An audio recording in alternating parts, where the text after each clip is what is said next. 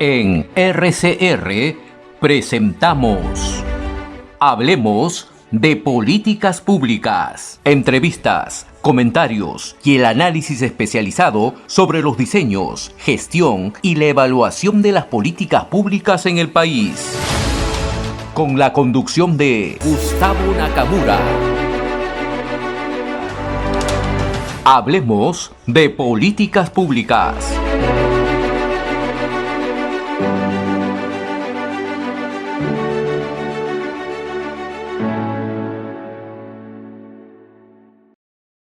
Vamos a trasladar hasta el país hermano del Ecuador, donde está un amigo que hace poco tuve el gusto de visitarlo, a Esteban Torres Cobo. Él es asambleísta, porque allá se dice así, es asambleísta de la Asamblea o el Congreso, para los que somos peruanos, de Ecuador. Esteban, ¿cómo estás? Muy buenas tardes.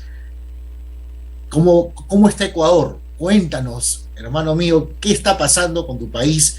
Preocupado desde aquí, y te lo digo, la semana pasada estuve en España con amigos en común que tenemos, y muchos de ellos preocupados también por la situación del querido país hermano del Ecuador. Un gusto, Gustavo, estar contigo. Un saludo a las personas que nos ven y nos van a ver también posteriormente en el video. Bueno, la situación estuvo realmente complicada. Tuvimos 18 días de paro nacional. Recién el día de ayer se firmó un acuerdo entre el gobierno y los manifestantes para que cesen todas las actividades que paralizaron gran parte del país. Muchas provincias, especialmente las aledañas a Pichincha, a Quito, que cortaron todo tráfico de alimentos, de tránsito de personas entre la costa, la Amazonía y la sierra. Realmente una situación muy complicada. Que como se habrá visto quizás en redes sociales o en las noticias, le encontró un gobierno muy débil, muy mal armado, y una protesta con un líder que tuvo una estrategia, no sé si militar o terrorista, pero lo cierto es que paralizaron todo, ¿no? Pero afortunadamente se llegó a un acuerdo, está regresando la paz al país. Hay muchas pérdidas económicas. Hubo mucha violencia, así que son lo que pasa en nuestras democracias tropicales de vez en cuando, ¿no? Ahora, es interesante porque Esteban ha parado ya este estado de emergencia, pero yo quiero ir un poquito más atrás, ¿no? Y yo estuve hace poco en Ecuador y conversaba contigo, y también inclusamente con gente del partido de gobierno, del presidente Lasso. Y una de las cosas que yo percibí, ¿no?, es que creo que todo esto se inicia primero cuando se rompe el pacto entre lo que ustedes, el Partido Social Cristiano, y va la redundancia, siendo así, debió trabajar con sus aliados ideológicos por naturaleza, yo diría así, ¿no? Pero no, la Asamblea de Ecuador se la cedieron, y si mal no me equivoco, a una indigenista, a alguien de izquierda. Entonces, la pregunta del millón es eso: cuando tú le das poder a alguien de izquierda y no hace lo que a ti te quieren que hagas, te incendian el país. ¿Puede ser que por ahí inicie todo este proceso, crees, Esteban? No, yo creo que hay una gran paradoja, ¿no? El gobierno evidentemente llegó a una alianza electoral que le permitió ganar, porque sin esa alianza no había victoria. Lo más probable es que no pasaba ni siquiera segunda vuelta.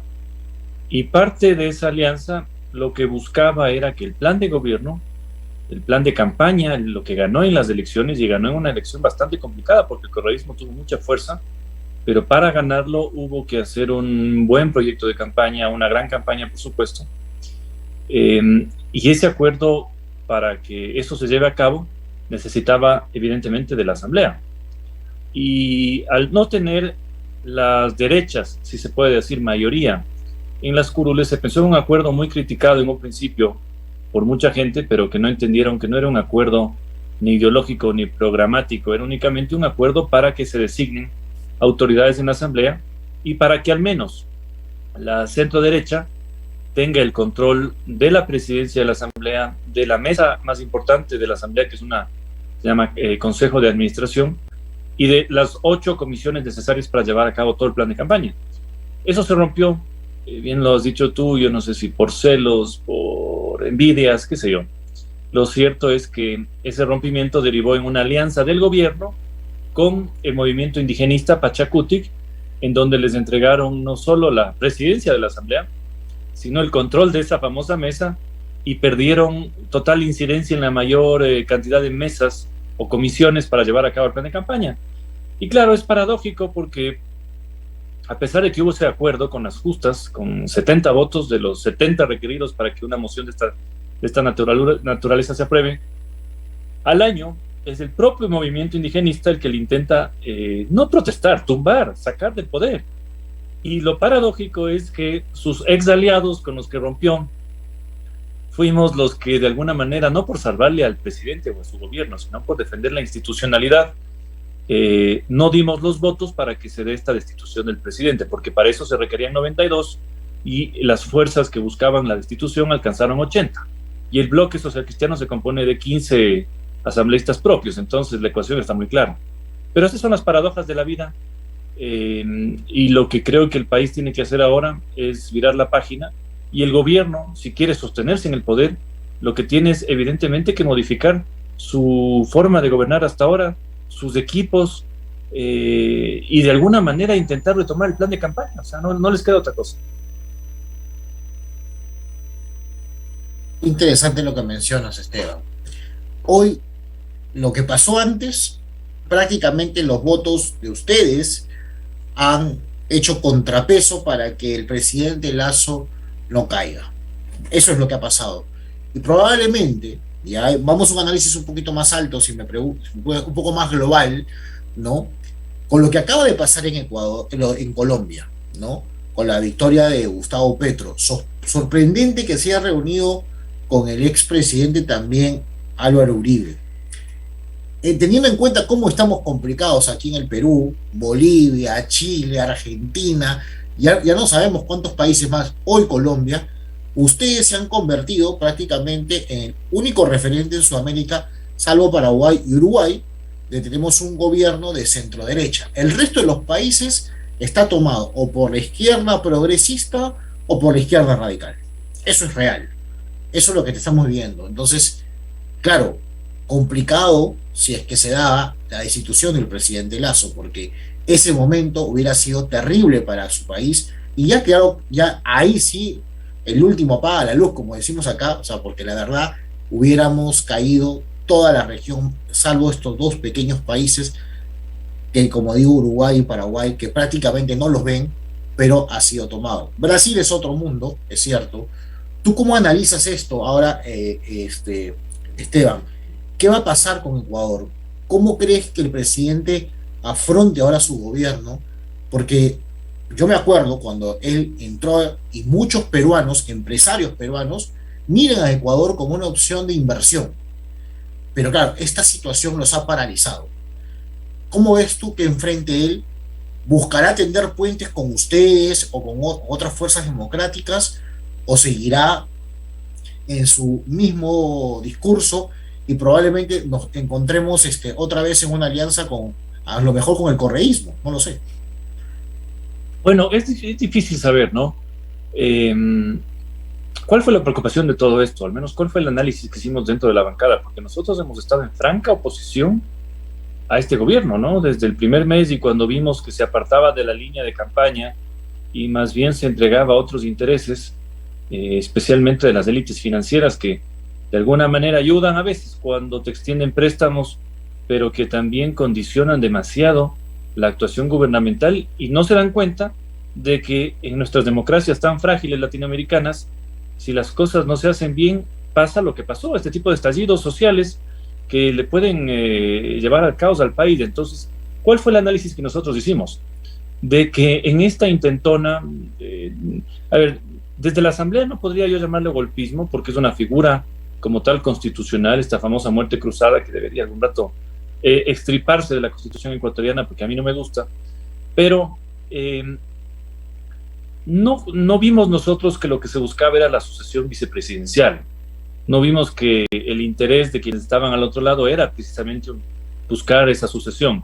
Nosotros lo que vimos más allá es que se buscaba que de alguna manera el gobierno acorralado firme primero la muerte cruzada, porque hay solo un decreto, una firma, y en 3 minutos se disuelve la asamblea, y luego lo que pensamos es que iban a tumbarle al presidente, es decir, no le iban a dejar quedarse, como establecía la Constitución, 6 meses gobernando para llamar a elecciones libres, sino que iba a haber un vacío total de poder, y ese vacío total de poder sí nos preocupó, porque en ese caos, en ese calentamiento de las cosas, todo puede pasar, y al menos nosotros que somos un partido, fue una derecha conservadora hace más de 50 años, este partido tiene 70 años, el partido más antiguo de la democracia, luego se convirtió, digamos, en un partido de centro, un partido de masas también fue un momento, pero siempre un partido institucional, es decir, cualquier lucha dentro de la institucionalidad, dentro del orden, no dentro del caos.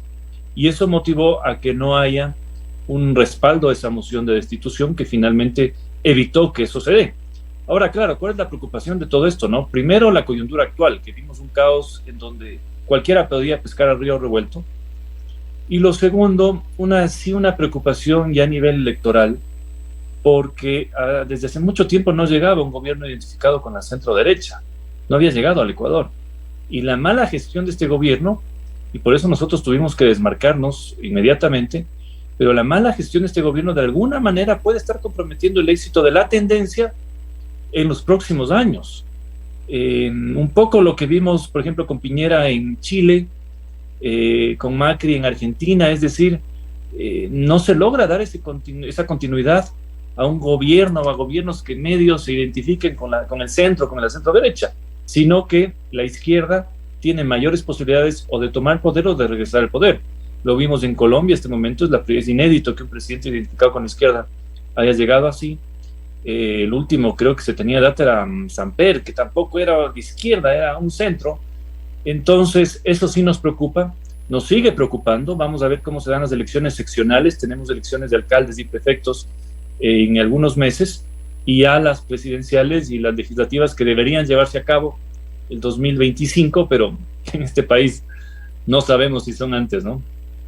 Es interesantísimo lo último que acabas de decir. En este país no se sabe. Y casi lo mismo parecemos acá, ¿no? Porque hoy día en el Perú, por ejemplo, ya aprobaron que la subcomisión de acusaciones constitucionales en el Perú destituya a la primera vicepresidenta, que es la única que tenemos. El presidente está embarrado en temas de corrupción, pero esa es un poco la realidad actual de nuestros países. Yo te pido un análisis un poquito más allá y pensemos en futuro. ¿Qué tenemos que hacer? Digo, ¿qué tenemos? Porque los que estamos en medios de comunicación, tenemos centros de pensamiento, bueno, en mi caso yo soy regidor de Lima, pero bueno, ya hacemos alguna actividad política. Tú estás como asambleísta y bueno, trabajas y lideras un partido allá como los social cristianos, eres de una tradición familiar, ¿no? De tu padre, de tu abuelo, en fin. Algún día haremos un reportaje de lo que es el Partido Social Cristiano, incluso en Ecuador. ¿Qué podemos hacer, no? Porque creo que hay hoy fuerzas como la de José Antonio Kast, interesante en Chile, y nuevos liderazgos que van apareciendo. Algunos en Argentina piensan que Javier Milei es una opción, el mismo Bolsonaro, el hijo de Jair Bolsonaro, y así sucesivamente. ¿Qué debemos hacer los que tenemos pensamiento común, por decirlo así? Nos une principios democráticos y lineamientos de valores que tenemos para que esto salga adelante, porque la verdad creo que es un problema sistémico, no solamente de cada país, con sus realidades, pero creo que hay un común denominador. ¿Qué crees que por ahí podamos trabajar, crees tú? ¿O deberías invitar a un trabajo? A ver, yo creo que todos aquellos que de alguna manera nos identificamos con la derecha, con la nueva derecha, y aquellos que también se identifican con una especie de centro-derecha, que quizás no están en esta nueva línea conservadora que a mí me gusta mucho, con Vox en España, Kast en Chile, Milei obviamente en Argentina, Bolsonaro en Brasil, en Estados Unidos también con lo que ha hecho el Partido Republicano bajo Trump.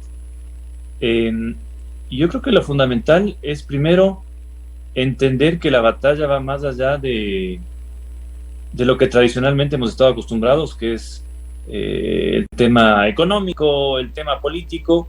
La izquierda nos ha dado una gran lección en su batalla cultural Y hoy nos vemos invadidos, al menos en Latinoamérica, de universidades muy cercanas a la izquierda, que en momentos claves como este se pegan incluso a manifestantes de extrema izquierda.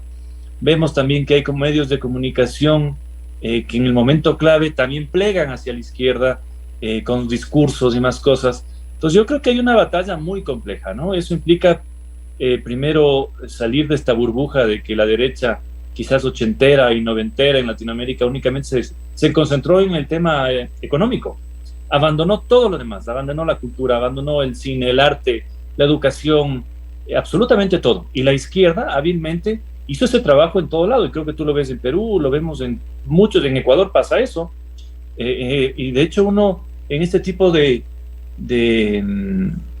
realidades a las que llegamos con estos estallidos sociales, se da cuenta que, por ejemplo, la intelectualidad criolla es muy proclive a caer en este tipo de discursos, ¿no? Entonces, más bien son lunares quienes disienten en estos temas. Así que yo creo que es un trabajo muy complejo. Yo creo que, al menos que hemos hecho en Ecuador, cuando nacieron todas estas ideas, sabiendo que no solo constituir un partido de una línea es muy complejo, hay muchos impedimentos legales, más allá solo del económico, hemos constituido, por ejemplo, una serie de grupos cívicos que se dedican a discutir estos temas y que de alguna manera intentan llevar sus ideas a partidos tradicionales, a partidos nuevos, a candidatos de alcance local, regional, incluso nacional, y nos ha ido bastante bien. O sea, nos ha ido bastante bien en el sentido de que hemos logrado poner algunos temas en el debate. Por ejemplo, aquí el tema Provida está muy fuerte. El tema defensa o autodefensa en el sentido de la portabilidad y tenencia de armas, que era un tema tabú. Nadie lo discutía. Este grupo cívico lo discute, entre otras cosas, ¿no? El tema de inmigración controlada, que es un problema también en muchos países latinoamericanos. Así que yo creo que esa es la tarea, ¿no? Ir construyendo discurso, ir construyendo debate, viendo cuadros, y de alguna manera, si uno no puede impulsar por su cuenta un espacio político propio y nuevo, identificado solo con esta línea, de alguna manera llegar con esas ideas o irradiarlas a otros grupos políticos.